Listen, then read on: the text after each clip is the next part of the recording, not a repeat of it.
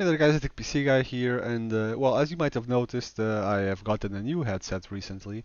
I've launched a video about that with a review of it if you're interested. If not, well, keep watching this video and you can watch that one later if you're interested or not. But while getting that headset, I obviously had to do a lot of my own research in what headset I actually wanted to buy. And I would like just to share with you guys some of the headers and the interesting things that you should look for when you are looking for a headset. Obviously, if you are in a very tight budget, there are a lot of options out there, and what you are looking for, you have to be limited by your budget. But otherwise, if you are on a bit of a more, let's say, on the 100 to 150, a bit not even, from the 80 to the $150 range, and you have a very wide range of choices that you can pick from, and even more obviously if you want a better quality headset on the like 200, 300 dollars or euro price range. As a quick sum up of what you need to look at, you want to look at if it's over ear or not.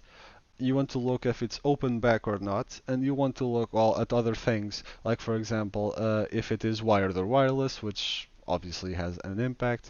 And if it's wireless, what kind of connection it actually has, if it's Bluetooth or radio frequency, as well. There's other things about the comfort and the sound quality and microphone quality that I will go into a little bit more detail throughout the video, but these are the highlights of what you want to look at. There's also a small thing to be said about other handy quality of life features, like for example, in wireless headsets, for example, this one has a little wheel for you to adjust the volume. The microphone is detachable.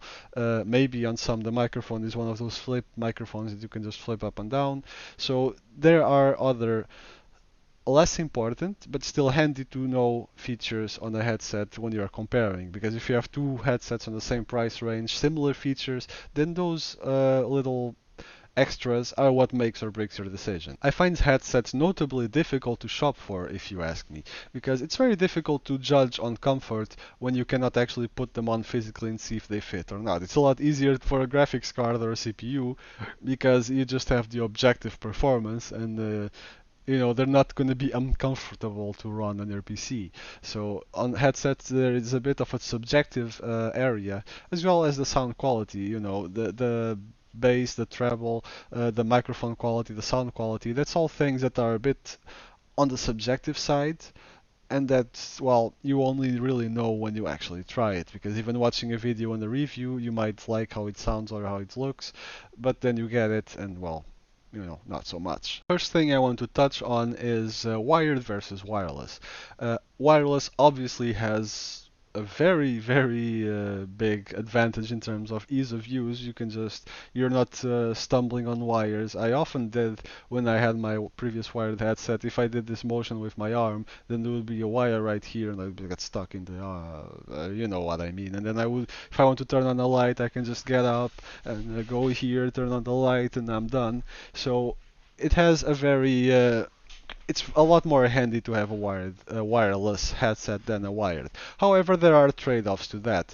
The sound quality is not noticeably worse. Actually, these are pretty good. But as far as in general, wired headsets tend to have better sound and microphone quality than the wireless versions. This is for a reason, because whether it's Bluetooth or radio frequency that they use to communicate with the dongle, which you always need a dongle to receive it unless your PC/laptop supports Bluetooth, and in that case, you don't actually might not need to use it unless it's a proprietary one, but that's a different story. Uh, there is some level of compression it compresses the sound mostly from the microphone actually to make it you know small enough in terms of data size to be transmitted through the Bluetooth back and forth.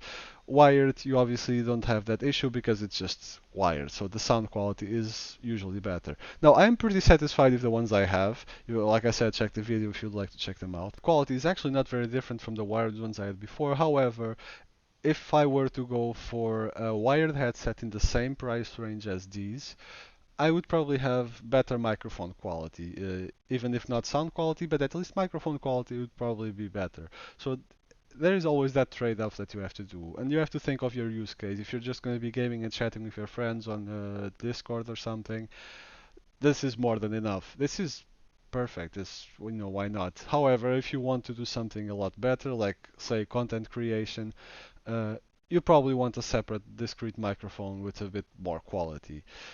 It's all about what you're going to use it for, and it's all about what level of sound quality you are aiming for. While we're on the topic of wireless, I would like to kind of let you know the difference between Bluetooth, radio frequency, and there's another subsection called infrared, which is really not very used. In any case, Bluetooth is easy to configure, it uses low power, however, it has, well, kind of a shorter range compared to radio frequency, and the battery life often takes more, well, it uses more battery than the RF would normally use. As for RF, you have a longer wireless range, so you can walk away further or sort of thing. You have a longer battery. However, it is more prone to interference if there is multiple signals from other equipment or the house nearby or whatever other radio frequency interference you might have a bit more, well, white noise on your headset than on the Bluetooth. So uh, it is a matter of, honestly, these ones are radio frequency, I believe. I don't notice a lot of white noise, especially maybe if there's no sound at all coming from the headset. I hear it a bit, but honestly, after using it for a while, it just fades into the background and you get used to it. And it's actually, in a way, even kind of soothing. So I have no issues with radio frequency, and well, I have not tried Bluetooth lately, so I cannot give you insight on that. However, it probably won't make a massive difference. Something that you probably also should look for, especially if you're going to be talking or gaming and being on Discord or Ventrilo or whatever the hell you use, you probably want to really check microphone quality. I would definitely advise you to watch a few reviews on headsets that you're interested in, or find a channel that provides a lot of headset reviews and watch theirs and see how they sound like, pros and cons, all that sort of thing. They usually provide a microphone test, like I provided in the video that keep mentioning about this headset I just got. Uh, a little comparison of a microphone of you talking or reading a sentence or whatever with different microphones, seeing how they sound compared to each other. Uh, as a source for headset reviews, I personally really like Hardware Canucks. They have a lot of headset content there. It's something that you don't often see on tech channels. They're usually more focused on other PC parts. I would recommend watching theirs if you are really wanting to shop for a headset and just compare the headset sound and how it sounds and if it fits your needs or not. Personally, I found, however, that the reviews that in this case, I watched their review of the Cloud Flight. I find that it sounds better in practice than I heard on the review. It might just be because on their normal video they use a very high quality microphone, and then you start hearing this, it sounds worse in comparison. However, hearing this one, hearing myself with this one, it sounds better than I think it sounds on the review that they put out there. So it might be my motherboard's sound card processing it better. It might be the adjustments that I do when I upload the videos and when I edit the videos. I'm not sure, but it sounds better than I hear it when I just hear the microphone test. So it is also a bit of a subjective matter then. Next point I want to make is open back versus closed back headsets. There's also an in-between step with a semi-closed or semi-open or whatever they call it. But, well, these are basically types of headsets in regards to how the back of the ear cup looks like and is built like. As an example of an open back, you have, for example, here the Sennheiser HD559. As you can see, it has an open back with, you can usually tell if there's like a mesh or if you can actually see the little honeycomb structure there. If you can see into the headset side, then it is open back. If it's completely closed off like this, then it is a closed back headset that, well, the difference is mostly with the sound, and this kind of trap the sound in the earbuds as opposed to open back that the sound kind of leaks out. So if I am listening to music or a game or whatever, and you're in the room, you might hear the sound leaking out from the headset, and yeah, if you share a room with someone else while you're using the headset, they will be able to hear it. Another effect it might have is it might affect some of the sound that you hear in terms of how it actually sounds, like as in bass, treble, that sort of thing. The fact that the sound is trapped there as opposed to, and it's like rebounding within the space in the ear cups, it might change the sound slightly, but that's something that is at a more, if you are a sound enthusiast, an audiophile, then that's something that you need to keep in mind specifically.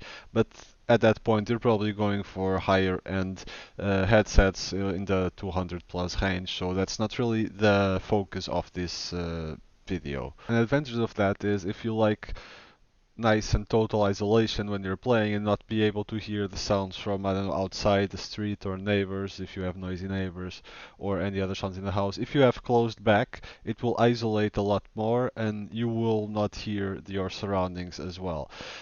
Disadvantage if you're playing them, using them outside to listen to music or something in the bus, you're kind of unaware of your surroundings, which is not always a good thing. Advantage is, well, like I said, if you like a bit more silence to be able to focus on the sounds that you actually hear, then it is a very big advantage. And well, like I said, if you have noisy neighbors, it kind of filters out that sound as well. However, if someone's trying to talk to you in the house or something, then that's something to keep in mind that you might not be able to always hear them. Next point is a very simple one, which is over ear or not over ear. So not over ear, you have something like this, like my old Sennheisers, for example, that as you can see, as you can imagine, these ear cups, they don't completely surround your ear, and yes, they are quite old, they are years and years old, that's why they look a bit discolored around the edges.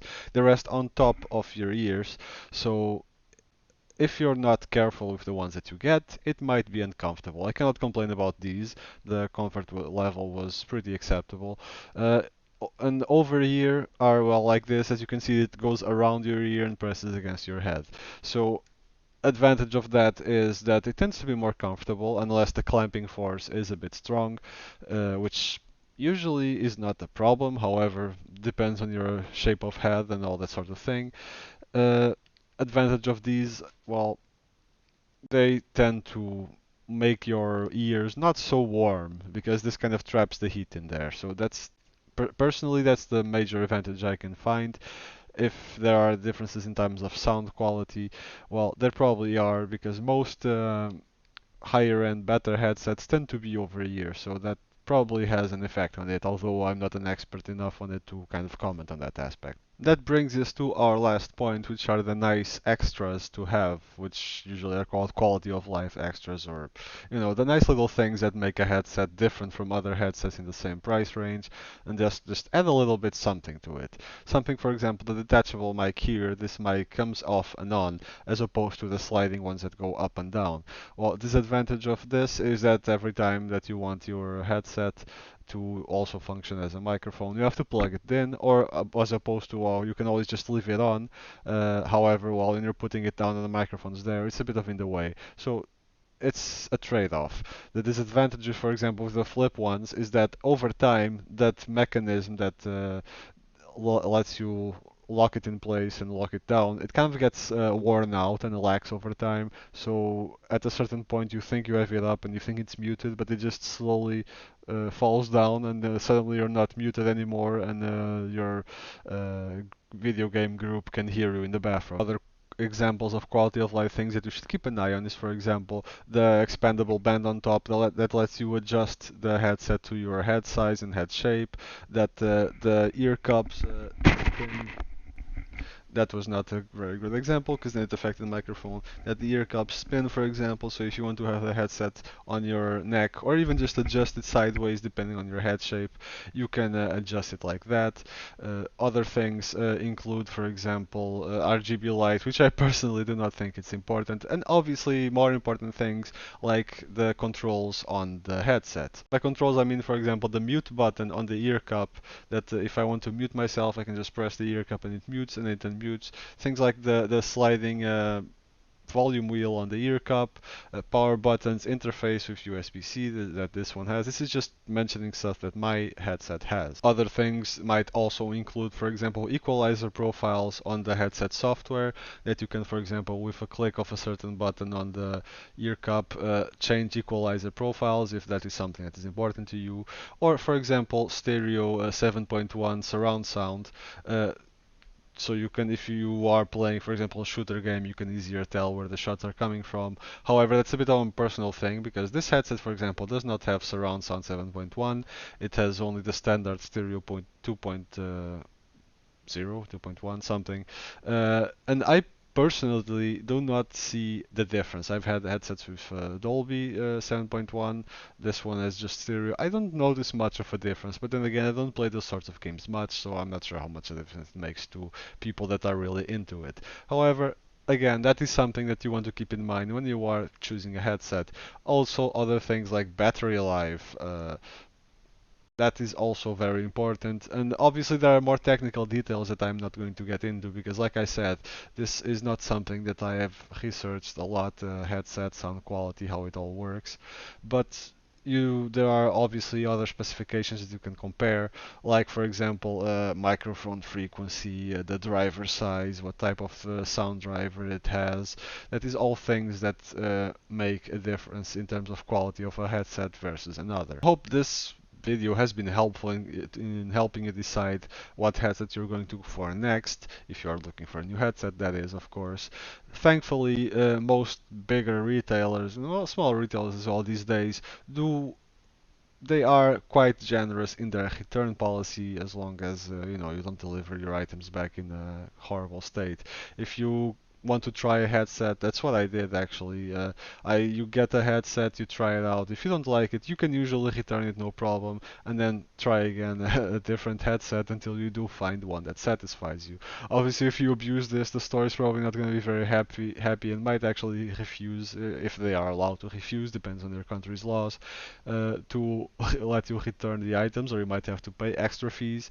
But if you don't, though, that is a bit of a safety net because a headset choice is a very personal choice especially in terms of comfort.